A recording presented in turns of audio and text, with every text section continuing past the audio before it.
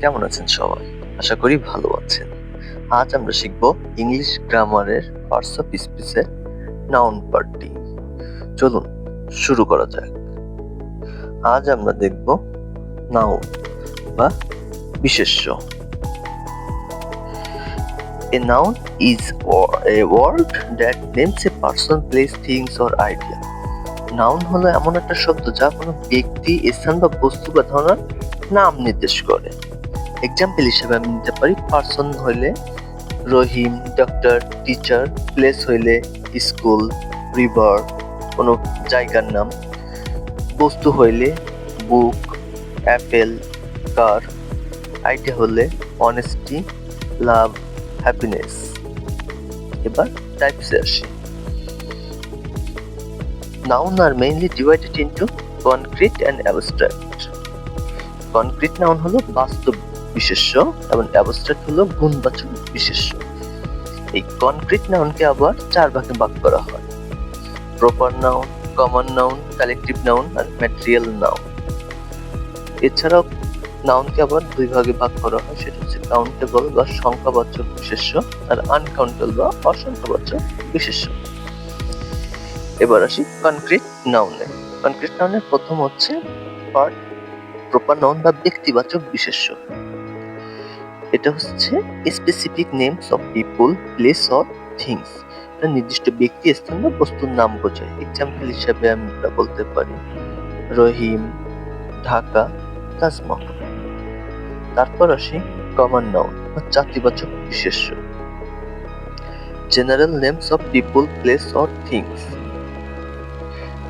সাধারণ নাম যা নির্দিষ্ট নয়। এক্সাম্পল হিসেবে ধরতে পারি বুক, সিটি, বয়।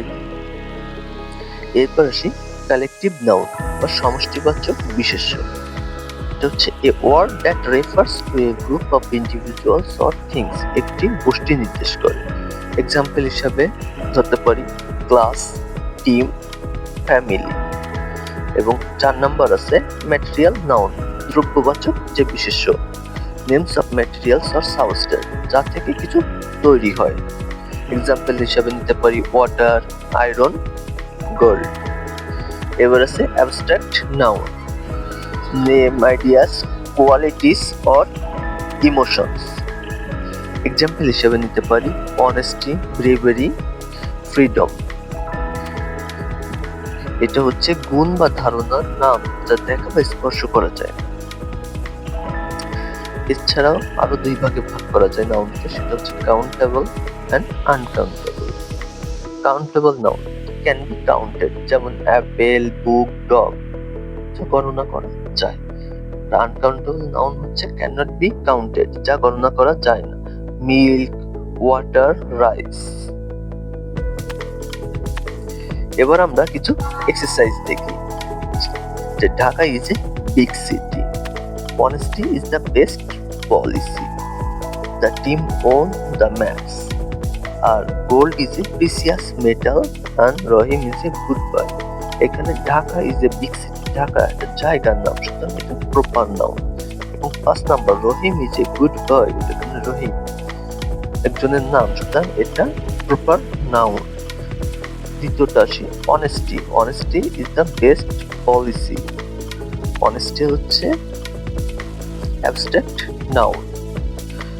তারপরে হচ্ছে the team on the match, এখানে টিম সমষ্টি বোঝাইছে, সুতরাং টিম হচ্ছে কালেকটিভ নাউন।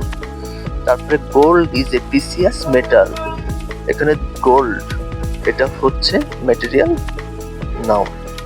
ধন্যবাদ সবাইকে। ভিডিওটি ভালো লাগলে লাইক, কমেন্ট এবং সাবস্ক্রাইব করতে ভুলবেন না।